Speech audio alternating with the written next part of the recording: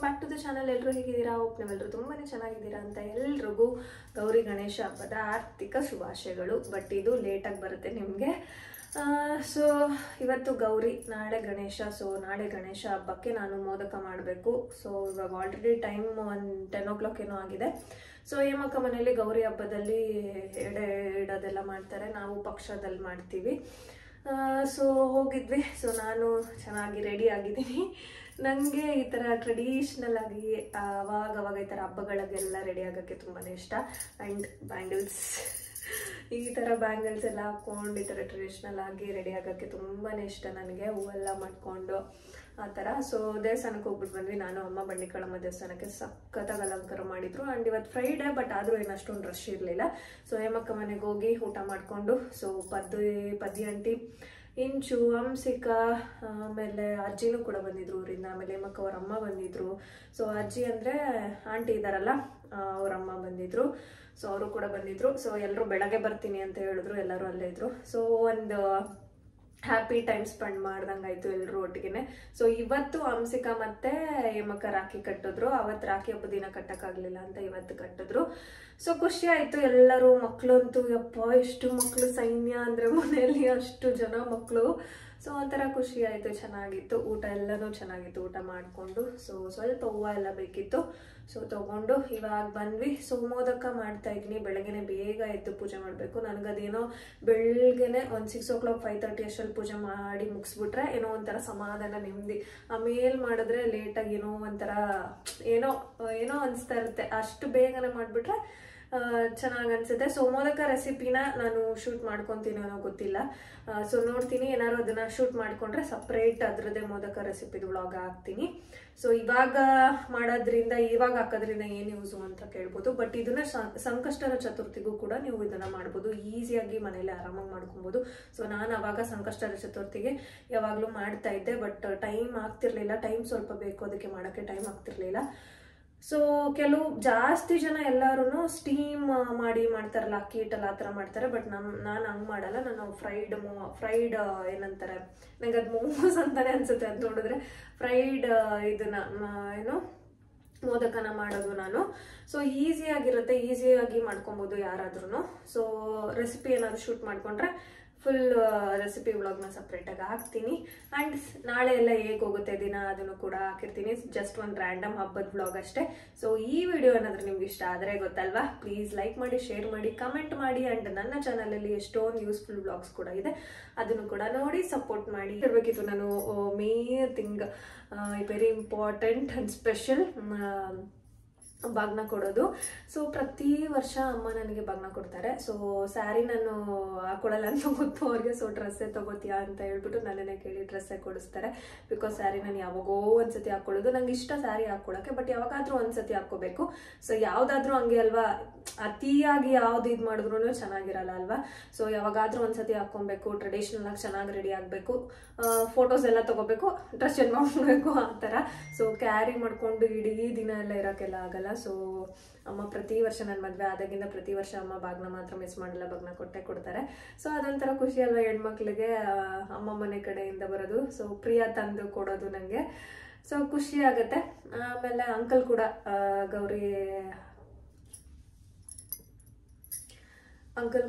ಗೌರಿ ಹಬ್ಬಕ್ಕೆ ಬಟ್ಟೆ ಕೊಡಿಸ್ತಾರೆ. ಅಂಕಲ್ ಕೂಡ ಕೊಡಿಸಿದ್ರು. ಸೊ ಡಬಲ್ ತಮ್ಮಕ್ಕ, ಅದ್ರ ಜೊತೆಗೆ ಪವನು ಕೊಡಿಸಿದ್ದು.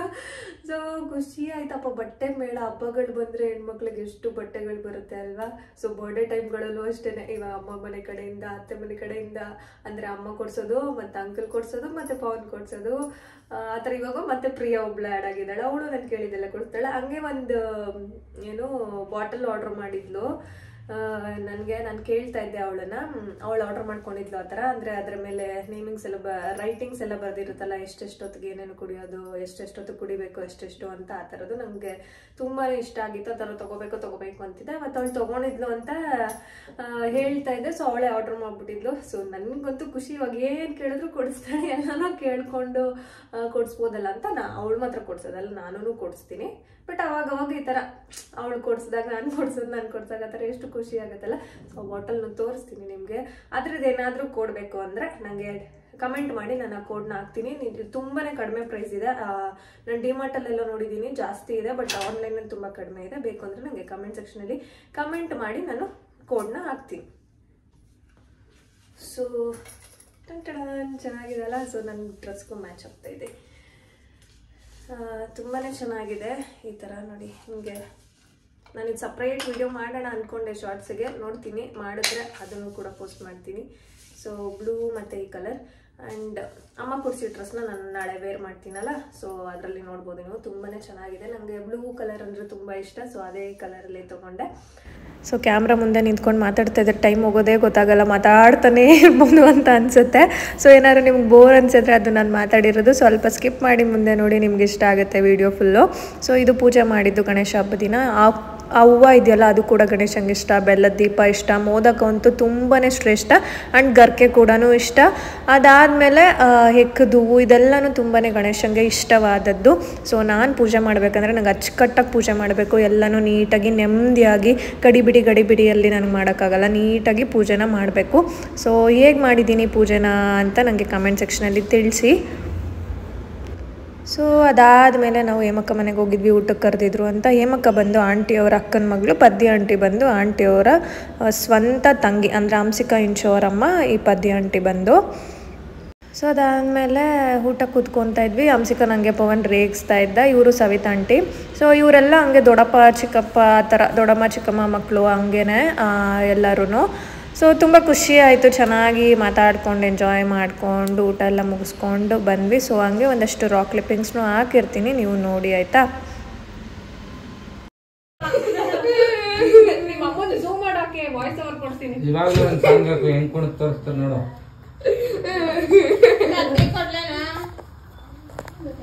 ಹಂಸಿಕಾ ಹಿಂಗ ನಾನು ಆಂಗಲ್ ಇಟ್ಕೊಂಡಿದ್ ಕಡೆ ಆಂಗಲ್ ಎಲ್ಲ ಮಾಡು. ಏನ್ ಕೊಟ್ರಿ? 100 ರೂಪಾಯಿ ಕೊಟ್ಟು ನಾನು ಕೊಟ್ಟೋದಲ್ವ ಅಣ್ಣ ಅಂತ. ಪವನ್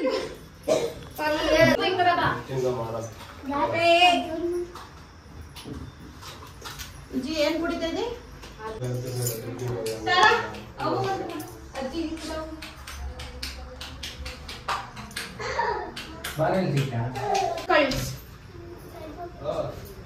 ಏನಿಗೂ ಆಗುತ್ತೆ ಎಲ್ಲ ನೀನೇ ಅಂತ ಗೊತ್ತು. ಏನಕ್ಕೆ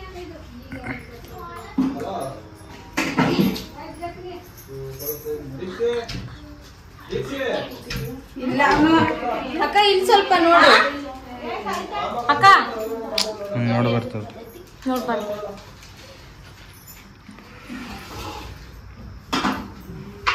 ಒಂದು ಇದು ಕೊಡಪ್ಪಿನ ಕ್ಲಿಪ್ಪು ಚಿಕ್ಕದ ಪಿನ್ನ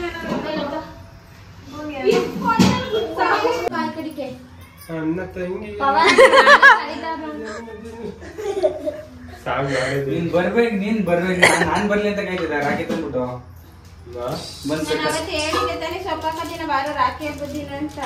ಯಾರು ಕೈಗೆ ಸಿಕ್ಕಿಲ್ಲ, ಇವಾಗ ಸಿಕ್ಕಿದ್ರ ನಿಮ್ ಮಂಡಪ ಬೇರೆ ಬಂದವ್ರೆ, ಬ್ಯಾಟ್ರಿ ಬೇರೆ ಹೋಗಕ್ಕೆ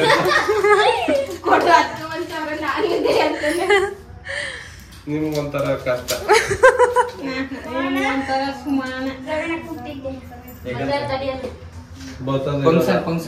ರಾಖಿ ಕಟ್ಸ್ಕೊಬಾನು ಗಿಫ್ಟ್ ತಗೊಂಡ್ ಬಾ ಅನ್ನೋ ಜೊತೆಗೆ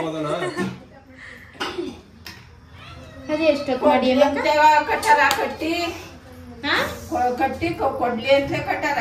ನಾನು ಹೇಳಿದ್ನೀಗ ರಾಖಿ ಹಬ್ಬದ ದಿನ ಬಂದ್ ಕಟ್ಟಬೇಕು. ಅದಕ್ಕೆ ಅವತ್ ಕೊಟ್ಟಿದ್ರ ಬಟ್ಟೆ ಕೊಡ್ಸಿದ್ರಲ್ಲ ಸಾಕು, ಅವ್ನು ಮುಂದೆ ಕೊಡಿಸ್ತಾನ. ನೋಡ್ದ ನಿನ್ನ ಏನ್ ಕೊಟ್ಟಿದ್ಯಾ ಇಂಪುಗೆ? ಏನು ಕೊಡ್ಲಿಲ್ಲ. ಅವನ ಅಂಜಮ್ ಅಂಗಡಿಗೆ ಈ ಕಡೆಗೆ ಹಾಕ್ಬಿಟ್ಟು ಕುಂಡಿ ಅಂಗಡಿ ಯಾವ್ದಲ್ಲ ಅಂಗಡಿ ಹೆಸರು ಅದಕ್ಕ ಇದ ಸ್ವೀಟು ಕಾಲಿಗೆ ಅಕ್ಕನ ಕಾಲಿಗೆ ಬೀಳು ನೀನು.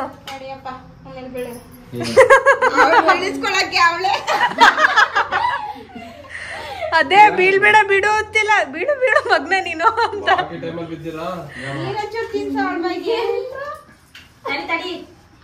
ಅಯ್ಯೋ ದೇವ್ರೆ ನೋಡಕ್ ಆಗ್ತಾ ಇಲ್ಲ.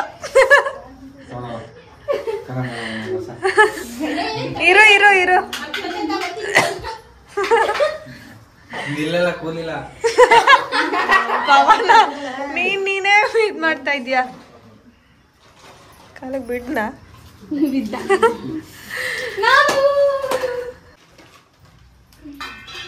ಇಂಚರ ನೀನು ಯಾಕೆ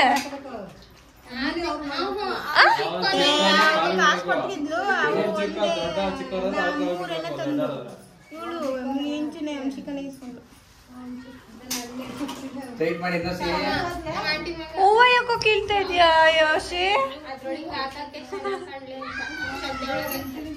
ಉದ್ದು ಕಟ್ಲು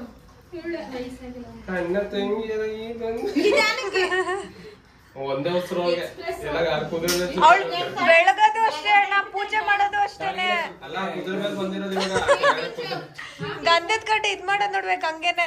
ನೀನ್ ನಿಮ್ ಅಣ್ಣನ್ ಕಾಲಕ್ ಬಿಡ್ಬೇಕು, ಅವ್ನ್ ನಿನ್ ಕಾಲಗಲ್ಲ.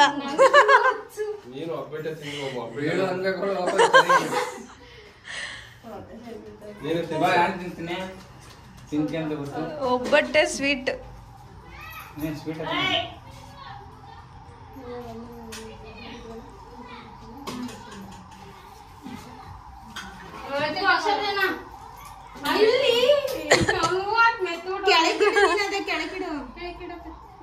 ಎಲ್ಲ ಹೂವನ್ನ ಯಾಕೆ ತುಂಬಿಡಿದೀಯ?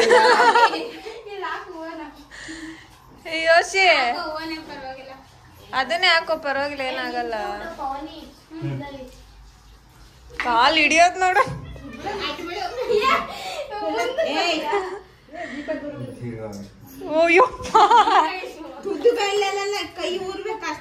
ಸಾಕು ಬಿಡು, ಇರ್ಲಿ ಪರವಾಗಿಲ್ಲ.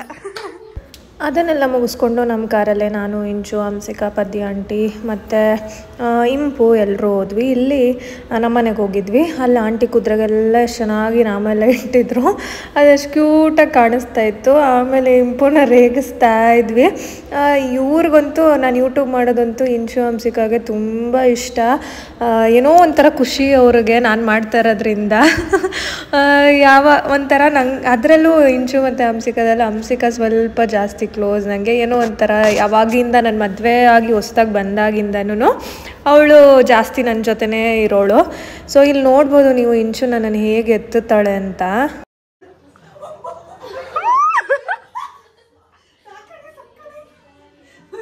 ನನ್ನೇ ಎತ್ಬಿಟ್ಟು ಇಂಚು ಆ ಥರ ತಿರುಗಿಸ್ತಾ ಇದ್ಲು.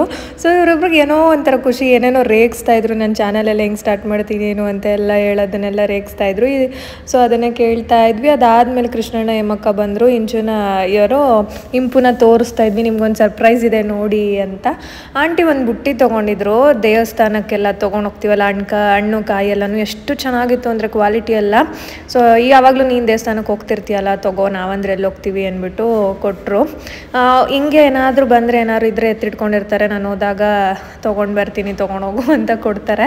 ಸೊ ಏನಂದರೆ ಈ ಥರ ನಾವು ಮಕ್ಳು ಥರ ಆಟ ಆಡ್ತಾಯಿದ್ರು. ಯಾರೂ ನಮ್ಮನ್ನು ಏನೂ ಕೇಳಲ್ಲ. ಅವ್ರಿಗೆ ಹಿಂಗೆ ಖುಷಿಯಾಗಿರಬೇಕು, ನಾವು ಕೋಪ ಮಾಡ್ಕೊಂಡು ಮುನ್ಸ್ಕೊಂಡು ಆ ಥರ ಎಲ್ಲ ಇರಬಾರ್ದು, ಮುಖ ಇದು ಮಾಡ್ಕೊಂಡು ಇರಬಾರ್ದು. ಅವ್ರಿಗೆ ಈ ಥರ ಖುಷಿಯಾಗಿದ್ದರೆ ಅವರು ನಮ್ಗಳ ಜೊತೆ ಸೇರ್ಕೊಂಡು ಚೆನ್ನಾಗಿರ್ತಾರೆ. ಇವಾಗ ಒಬ್ಬೊಬ್ರ ಮನೇಲಿ ಏನು ಈ ಥರ ಮಕ್ಳುಗಳ ಥರ ಆಡ್ತಿದ್ದೀರಿ, ಏನು ಚಿಕ್ಕೋರ ನೀವು ಅಂತೆಲ್ಲ ಇದು ಮಾಡ್ತಾರಲ್ಲ. ನಮ್ಮ ಮನೇಲಂತೂ ಯಾರೂ ಅದನ್ನು ಹಂಗೆ ಕೇಳಲ್ಲ. ನಿಜವಾಗ್ಲೂ ಅವರು ಇನ್ನೂ ನಮ್ಮ ಜೊತೆ ಸೇರ್ಕೊಂಡು ಎಂಜಾಯ್ ಮಾಡ್ತಾ ಇರ್ತಾರೆ.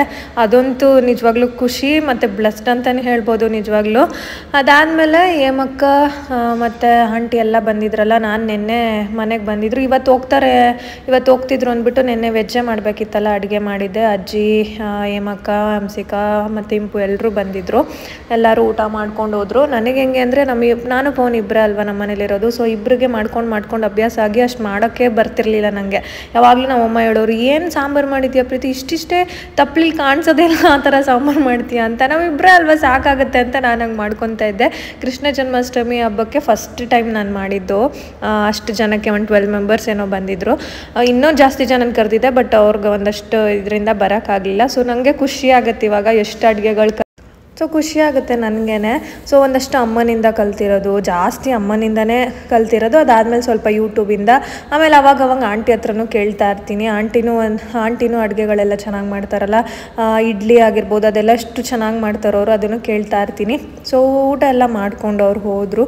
ಸೊ ಇಷ್ಟ ಆಗಿತ್ತು ಈ ವ್ಲಾಗ್. ಏನಾದರೂ ನಿಮ್ಗೆ ಇಷ್ಟ ಆದರೆ ಪ್ಲೀಸ್ ಒಂದು ಲೈಕ್ ಮಾಡಿ, ಶೇರ್ ಮಾಡಿ, ಕಮೆಂಟ್ ಮಾಡಿ. ಆ್ಯಂಡ್ ಇನ್ನೂ ನನ್ನ ಚಾನಲ್ಗೆ ಸಬ್ಸ್ಕ್ರೈಬ್ ಮಾಡ್ಕೊಂಡಿಲ್ಲ ದಯವಿಟ್ಟು ಸಬ್ಸ್ಕ್ರೈಬ್ ಮಾಡ್ಕೊಂಡು ನೋಡಿ. Thank you for watching.